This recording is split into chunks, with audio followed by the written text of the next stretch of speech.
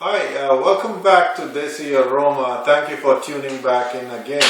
I promised that I'm going to do one video a week, and today I'm doing the video for samosa. Samosa, if you don't know how to do the crust, will never turn out like how it would be when you buy from outside from a store. So come on, let's get started and see how these samosas are made. On my dry spices, I have these here, which are some of them are whole spices, some are ground spices. These two are optional. If you have it, fine. If you don't, that's fine too. Sabut dhania, that's sabut whole coriander seed. It's a teaspoon and a half a teaspoon of whole cumin seed, sabut jeera, less than quarter teaspoon of haldi. Then I have about a teaspoon of salt. I'll check later on to see if I need more or less. Teaspoon and a half of amchur powder. This is dry mango powder. And here I have roasted cumin seed powder. That's about a 3/4 of a teaspoon, a little more than half. And the optional is the asafoetida, which is hing, and this just needs to be a pinch of that. If you don't like the taste, skip that, but it gives a good taste to your potatoes, so that would be that. On my fresh ingredients, what I'm using is, these are green chilies. I've used a very small onion and about a teaspoon of ginger. So make sure that if you don't eat too much hot food, you can reduce your green chilies as per your taste. I'm also using little more than a quarter cup of green peas. These are frozen. If you have fresh, that's fine. Frozen works as good. These are 5 large potatoes which I have used. I've cut them in sizes which is inch and a half. As you can see, this is a large one, that's a little smaller one. So cut them roughly. So they are a combination of both sizes in there. On making the dough, what you need is all-purpose flour, unbleached all-purpose flour, now which is called maida, just plain maida in India. Some salt, something to mix in. This is the desi ghee I use, and this is optional. If you have it, fine. If you don't, not. This is something I make at the house. You see, it looks exactly like what we get in India, and I'll put this recipe too. And oil. Also I need is ajwain, which will go with the dough. Okay, you start your pan on high and put about 2 tablespoons of oil. So I'm putting about 2 tablespoons of oil in it. The first thing which will go in there is your sabut jeera, which is your whole cumin seed. So these go in first, and you can see how they started browning up. Once they go in, put your ginger in. That's your second thing which goes in there. Just take this up a little bit so that it mixes up. Once that is done, I will add my green chilies to it. So my green chili is my third item, which as soon as you put your green chilies, you can go ahead and drop your haldi, which is the turmeric, and the hing, which goes in there. And I'm going to give this a quick mix. Okay, and in goes my onion. You will see this is a very quick process. And in goes my onion. I'm not trying to brown my onions or anything. It's just, I'm just sweating them a little bit, because I still want to have that crunchiness in there. Okay, there goes my whole dhania, that's my whole coriander seed. I'm holding 2 things back, the roasted cumin seed and the mango powder is what I'm going to hold back. A quick mix to that. And in goes my green peas. A quick mix to my green peas. Once that is done, in goes my potatoes.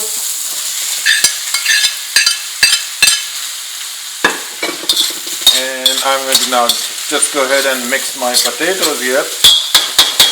I will need a larger spoon for that. So okay.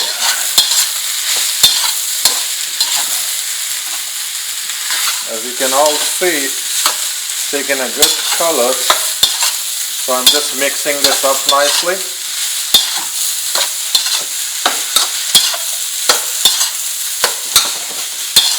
You'll all see how easy this is. Once this thing is nicely mixed, I'm going to go ahead and add all my other ingredients, which is my salt, my roasted cumin, and my mango powder. And that's a quick mix here.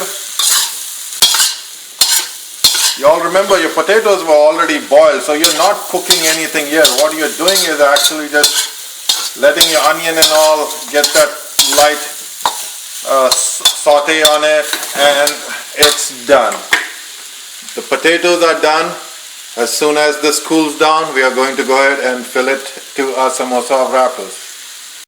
Okay, so I'm going to use about, now I believe this is a cup here, so I'm going to use 4 of these. So 4 cups of that.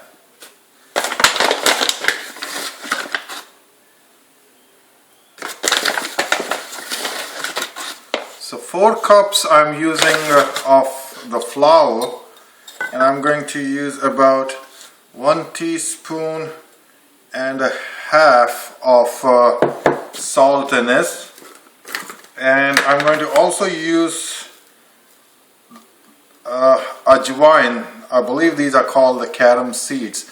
Just a little bit of that, because if you put too much of this, you can ruin your batter. So very little of that. And then I'm going to add about a tablespoon of this desi ghee, and I want to show you how this desi ghee looks. Look at that grainy texture of this. Looks exactly what you get in India. So a tablespoon of that, and then I'm going to mix this up. Now this is very, very important. Now you know how the Indian samosas in India would taste. The crust is the main factor, and many times everybody fails because they can't create that crust. And I'm showing you the trick how to create that crust. So what you do is you mix this up. What you're doing is you're mixing all that ghee in the flour. Now if you don't have the ghee, you would be putting the oil first and doing that. Now what I'm going to do is I'm going to add some oil to this, and this is about a tablespoon and another tablespoon. I might need some more later on, so I will test that. So you're mixing that. Okay, what you're doing is mixing your dough like this. Now this will make sure that every single grain of your flour has that oil and the ghee attached to it, and that is the trick of making that crust taste exactly like the market crust. Now how to know that if you have put enough oil or does it need more oil? The trick is you take a ball of this, push it in your hand like that, and see if it forms a ball. That means the oil ratio is right in there. This is exactly what you're looking for. If it would have fallen apart, then you need to add more oil to it. Now it's time to add the water and make this dough. Now make sure this has to be a real tight dough. It has to be more tighter than what you would do for a puri. A little less than the matti dough, but more than the puri dough.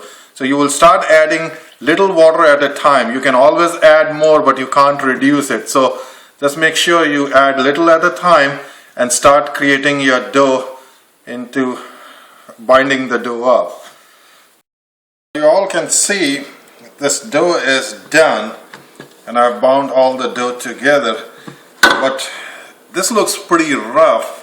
You can see it's not a smooth dough you would make for a chapati or your roti. It almost looks like the matti dough, but it's softer than the matti dough, but it's fairly rough looking. What you need to do is let it rest for half an hour. Put a polythene plastic or some kind of thing which covers this for half an hour so no air is going to it, and then this will become much more soft.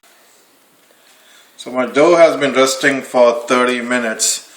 At 15 minutes I looked at my dough and I wet my hand and then again pressed the dough for about 5 minutes.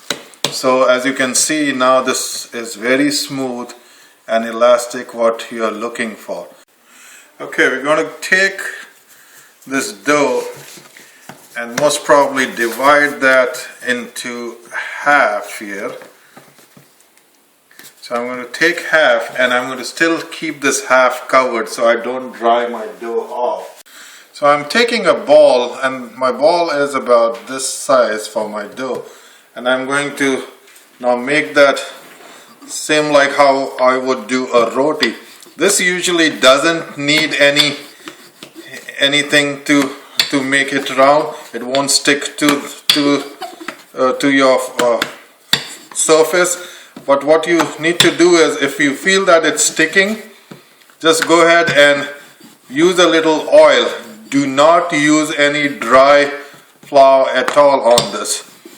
So go ahead and make this round first, and once you have this round, what you need to do is just stretch it on one side. This needs to make a little oblong. So now we have this nice and round. So what we're going to do is now stretch this on one side, and that would be this side here. So I'm going to just stretch it like that, and as you can see, this is about, as large as my hand. So it's almost like that. This is what I'm looking for, a little more maybe.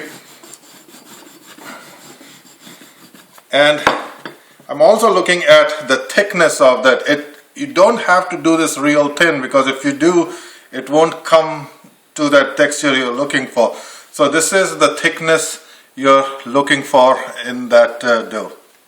Okay, once this potato filling is all cooled down, what you need to do is take some green dhania, that's our cilantro, green cilantro, fresh cilantro, or some also call this Chinese parsley. Sprinkle that, and little bit of fresh lime juice. Now what that does is, when you fry these right before, and you put this right before that, it's going to give you such a nice, lovely, fresh taste. So don't do this earlier. This is done right before you are getting ready to start your filling. Okay, once you have done that, you're going to cut this right in the middle. So cut it in half, and now you have two pieces of this. So you have two half pieces. What you do is take that half and put some water right there on the top and fold that up. See that? Just fold it up and seal it. Pick this up. Make sure it's sealed right there in the end, and seal it again. And now put that in your hand just like a cup. Take your filling, and now the filling needs to be filled real tight in there. So make sure your filling is tight. If you keep this loose, there's a chance of your dough bubbling up, which you don't want to do. So I have put a good amount of filling. And now there's another trick to this. You're going to put some water again on the top, and you're going to take the end and you're going to put a fold in it. See that? You're just putting a fold in it, and you take that and you bring to the front and you seal it. What that fold will do is, it will give the samosa the strength to stand, and when you fry, you'll get that nice shape you usually get in the market. So you can, here's my second one, and I'm going to stand it right there. I can seal it further if I have to, and this is how it's going to stand. And when you fry, this will keep its shape like that. Now there's one more trick I want to tell all my viewers here, is that when you fold your samosa and bring it and close it, sometimes your filling is not enough in there and there might be loose pockets. So instead of just making that, leave it like that, what you do is you take your hand and press it just like that, pushing it upwards. What happened is now that whole potato moved up and you had a perfect tight samosa, and there's your samosa. Now just make sure you also just pinch that end so it's sealed. Okay, so my oil is ready to fry my samosas. One thing which is very important, that this needs to be kept on a very slow flame. The reason for that is that if you want the restaurant style texture on your samosa, you need to do that. It will come out right, very nice and crispy. So this is almost done. You can see it's got a beautiful golden color now. So I'm going to take these out and they are ready to come out of the oil. So this is what you're looking at when they come out of the oil. Folks, this is the end result of the samosas, how they look. I have made this chutney to go with my samosas. I'll tell about this in my next video, how to do this chutney too.